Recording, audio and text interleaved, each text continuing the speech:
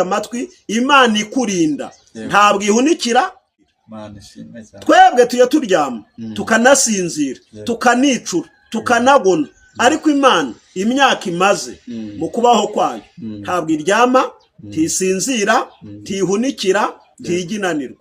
Gutabarwa rero kwawe ubuye amaso maze igihe wari ubuye amaso iburyo ureba ibumoso ushakira mu miryango ushakira mu nshuti ushakira mu bavandimwe bakemuye kimwe ariko ntibakemuye byose. Uribaza rero gutabarwa kwangiye kwava inshuti mukundwa hari ibibazo urareba uburyo pe ukabura igisubizo ukareba ibumoso ukabura igisubizo ukareba imbere ukabura igisubizo ukareba inyuma ukabura igisubizo muryango watsemo mu nshuti bakubwira ko ari inshuti zawe ukabura igisubizo pe.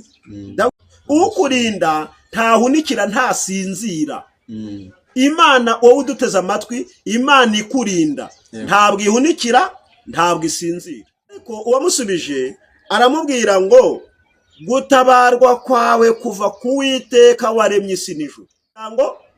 Ntabwo ari kuri bene wanyu ntabwo ari mu nshuti oya aho ntabwo hakura gutabarwa. Bashobora kugutabara ku kintu kimwe. Abaruse mbese n'abaremerewe muze mu musange arabarura Yesu yatsindiye isoko yemwe ryo kuturengera. Turabashuhuje mu izina rya Yesu Kristo turabifuriza amahoro ngo abane namwe. Twongeye kugira umugisha Imana twemereye kongera kumvikana ijwi ryacu ngo ryumvikane mu matwi yanyu. Imana ishimwe kandi Imana ihabwe icyubahiro. Iyi ni Ramiro TV mukurikiye muri uyu mwanya. Imana ibaha umugisha ko mukunda kubana natwe kandi mukatwereka ko mubana natwe ko mudukunda kandi mugahora iteka mwifuza kumva icyo Imana idukoresheje uko bwije nuko bukeye. Imana ibaha umugisha rero tudatinze reka twakire mukozi w'Imana mwana w'Imana muri kubona imbere ya kamera yacu abasuhuze abifuriza ikaze ndetse natwe tumuha ikaze kuri iyi miyoboro yacu Imana ikizeho muri iki gihe kugira ngo tubwire icyo umwuka w'Imana muhaye kugira ngo atugezeho. Karibu turakwakiriye. Murakoze cyane turabashimiye ikaze muduhaye kuri izi channel Ramiro TV ndetse hanyuma dusuhuje abanyarwanda aho bari mu bice bitandukanye by'igihugu cyacu n'abari hanze y'u Rwanda kandi dusuhuje n'abandi bose muri rusange aho bari ku isi. Imana ibaha umugisha. Amazina ni Reverend Pasteur Dusengimana Theophile tuje kubasangiza ubutumwa bwiza bwa Yesu Kristo turi busange nyine mu byanditswe byera. Twaje dusenze ndifuza ko twasoma ijambo ry'Imana muri Zaburi y'ijana na 21 turasoma umurongo waho wa mbere dusoze n'uwa 8. Haravuze ngo nduburira amaso yanjye ku misozi gutabarwa kwanjye kwava he? Gutabarwa kwanjye kuva ku Uwiteka waremye ijuru n'isi. Ndazakundira ibirenge byawe ko biteguza ukurinda ntazahunikira. Dore irinda ab'Isiraheli ntahunikira kandi ntasinzira. Uwiteka niwe murinzi wawe, Uwiteka niwe gicucu cyawe cy'iburyo bwawe. Izuba ntirizakwica ku manywa cyangwa ukwezi nijoro. Uwiteka azakurinda ikibi cyose, niwe uzarinda ubugingo bwawe. Uwiteka azakurinda amajya n'amaza uhereye none ukageza iteka ryose. Amen. Amen. Bene data bakundwa, Uwiteka iri ryo jambo ashyize ku mutima wacu kugira ngo turibasangize. Iyi ni Zaburi y'indirimbo z'amazamuka niko yitwa hano. Birashoboka ko hari ikibazo umaranye igihe waburiye igisubizo. Ariko turi hano turi kumwe na Nyir'ubwami kugira ngo tuguhe ijambo ry'ihumure. Uyu muririmbyi reka tuyite zaburi ya Dawidi, ariko mu ndirimbo z'amazamuka. Hari ibibazo Dawidi yari yaraburiye ibisubizo, arangije abwira abantu ati ubu mundeba ngeze ku rwego nuburira amaso yanjye ku misozi, nashaka gutabarwa kakubura. None gutabarwa kwanjye kwava he? Nimubimbwire. Nduburira amaso yanjye ku misozi, ngashaka gutabarwa nkakubura. Ndarebera mu miryango nkabura gutabarwa, narebera mu gihugu nkabura gutabarwa. Umuryango navutsemo no nashatsemo ndabura gutabarwa. None ko nubuye amaso nshaka gutabarwa, nkayuburira ku misozi, nkayuburira mu bibaya, nkayuburira iburyo, nkayiburira ibumoso, nshaka gutabarwa nkaba nkubuze, nimumbare mumbwire gutabarwa kwanjye kwava. Ariko uwamusubije aramubwira ngo gutabarwa kwawe kuva ku Uwiteka waremye isi n'ijuru. Nta handi, ntabwo ari mu miryango, ntabwo ari kuri bene wanyu, ntabwo ari mu nshuti, oya, aho ntabwo hakura gutabarwa. Bashobora kugutabara ku kintu kimwe ugasigarana 10, bashaka kugutabara ku 10 ugasigarana 40. Ahubwo dore ahantu wakura igisubizo kirambye, gutabarwa kwawe kuva ku Uwiteka waremye isi n'ijuru. Ku murongo wa 3 haravuze ngo ntazakundira ibirenge byawe ko biteguza. Ntabwo azabikundira. Ukurinda ntahunikira ntasinzira. Imana wowe uduteze amatwi, Imana ikurinda ntabwo ihunikira, ntabwo isinzira. Twebwe tuye turyama tukanasinzira, tukanicura, tukanagona, ariko Imana imyaka imaze mu kubaho kwayo ntabwo iryama, tisinzira, tihunikira, tiginanirwa. Gutabarwa rero kwawe ubuye amaso, maze igihe wari ubuye amaso, ureba iburyo, ureba ibumoso, ushakira mu miryango, ushakira mu nshuti, ushakira mu bavandimwe. Bakemuye kimwe ariko ntibakemuye byose. Ubu rero hongeye kuza ibindi bibazo by'ingutu. Urashaka gutabarwa wakubuze, urimo uribaza rero gutabarwa kwanjye kwava. Inshuti mukundwa, hari ibibazo uhura nabyo, ukareba uburyo pe ukabura igisubizo, ukareba ibumoso ukabura igisubizo, ukareba imbere ukabura igisubizo, ukareba inyuma ukabura igisubizo. Umuryango wavutsemo, uwo washatsemo, mu nshuti mubakubwira ko ari inshuti zawe, ukabura igisubizo pe. Dawidi nawe igisubizo yarakibuze, ariko ngo yumva ibyiringiro biraje bituruka ku Uwiteka. Biramubwira ngo mu isi nta butabazi wabona, unabubonye nubwo akanya gato, ahubwo gutabarwa kwawe kuva ku Uwiteka waremye isi n'ijuru. Tazemera ko ibirenge byawe biteguza. Imana ikurinda ntabwo ihunikira, tisinzira. Imana irinda Abisiraheli. Abisiraheli ntabwo uyu mwanya aribo turi kuvugana nabo, ahubwo umwisiraheli Imana iri kuvugana nawe ni wowe, ni njyewe. Imana ishimwe cyane.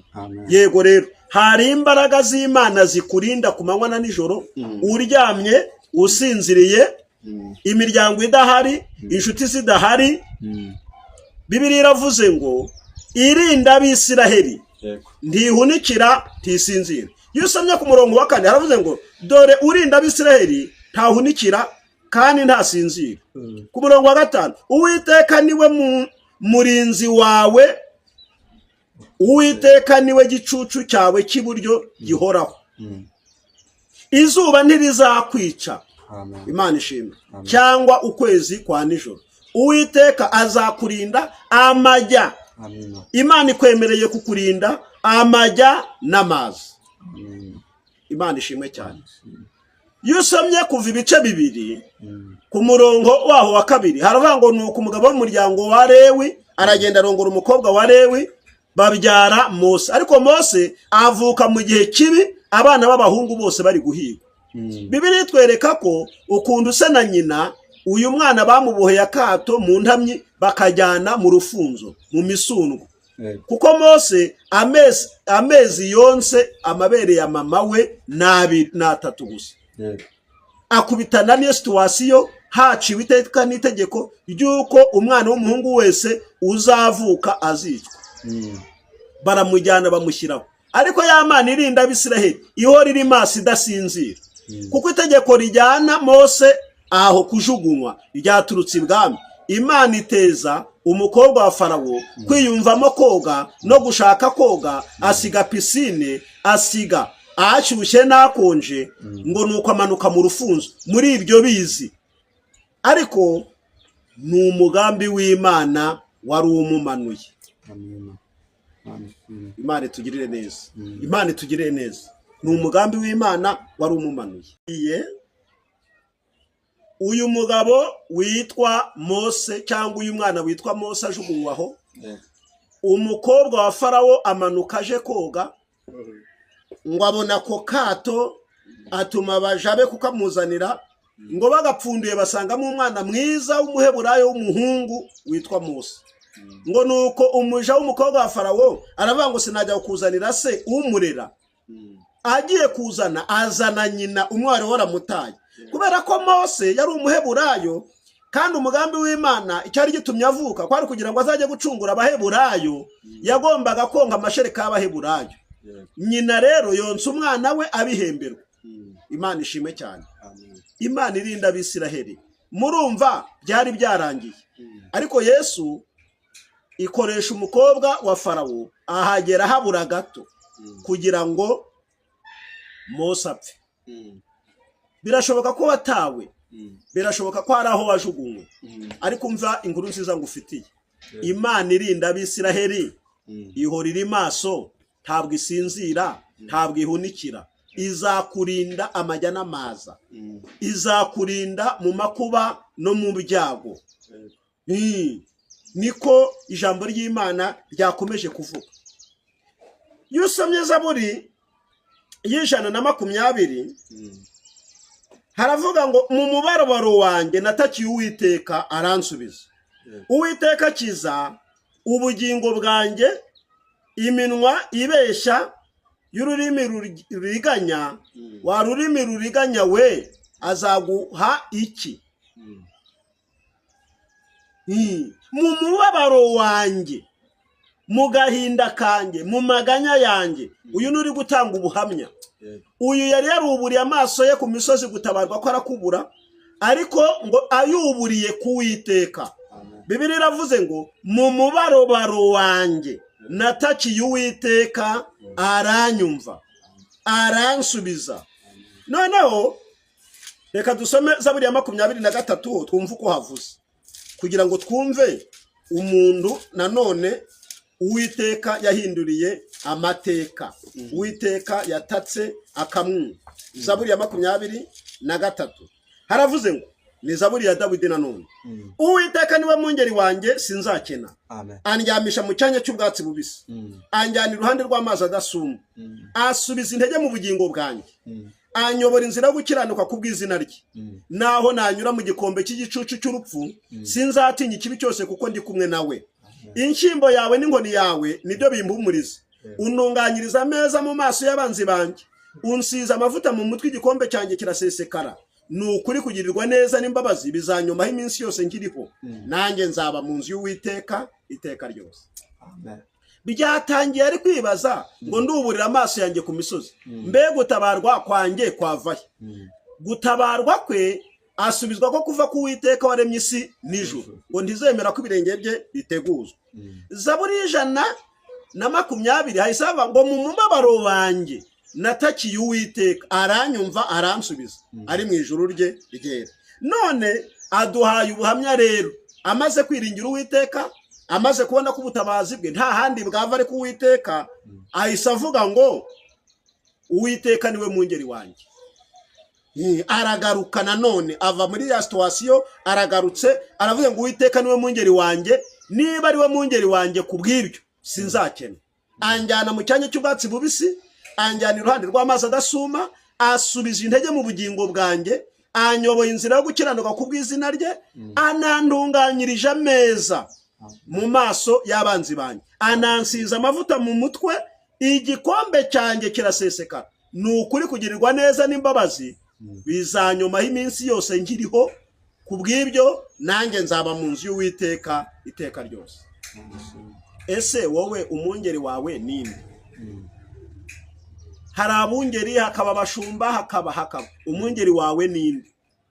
Yesu yaravuze ngo ninjye mwungeri mwiza utazimiza intama, ngo abambanjirije bari ibisambo n'ibiruru, ngo ariko njyewe ndi umwungeri mwiza utazimiza. Imana ishimwe cyane. Hari diferanse y'umwungeri n'umushumba. Umwungeri apfira intama ze, ariko umushumba ikirura kije ashobora kwiruka. Rero dore abungeri babiri nshaka kukubwira. Umwungeri wa mbere tubona ni Mose. Mose hari igihe Uwiteka yashakaga no kwica Abisiraheli, ariko Mose kubw'uko yari afite umutima w'ubwungeri akabwira Imana ngo siba izina ryanjye mu gitabo cy'ubugingo. Ese ushumbwe nande wowe? Imana itugire neza. Dukeneye rero abashumba cyangwa se abungeri bameze nka Mose. Undi mwungeri wa kabiri tubona twafatiraho urugero ni Dawidi. Ngo hazaga intare, hakaza idubu, akarifata, akarishwanyaguza, akarivutagura, akaryambura umwana w'intama. Yahaye Sawuli ubuhamya, aramubwira ngo Uwiteka wandokoye mu nzara z'intare n'idubu. Uwo Mufilisiti utarakebwe azapfa nk'imwe yo muri izo. Imana ishimwe cyane. Rero mwene data nshuti y'umusaraba, umwungeri wa gatatu twabonye ari nawe wa mbere ni Yesu Kristo wakomotse mu rubyaro rwa Dawidi. Imana ishimwe cyane. Uyu mwungeri nawe arakomeye. Niwe wagucunguye, niwe wagupfiriye. Muri Yesaya 53:3 haravuga ngo intimba zacu nizo yishyizeho, imibabaro yacu niyo yikoreye, yashenjaguriye gukiranirwa kwacu, igihano kiduhesha amahoro cyari kuri we. Bamwe bamutekereje nk'uwakubiswe n'Imana agacumitwa nayo, ngo ariko imibyimba ye niyadukirisha, kandi abakomeretse ubomora ibikomere. Ndagushimiye kuko uri inyuma y'ijambo ryawe kugira ngo urisohoze. Icyubahiro n'ikibi cyawe dusenze twizeye kandi dushima mu izina rya Yesu. Amen. Amen. Hano yari yavuye nayo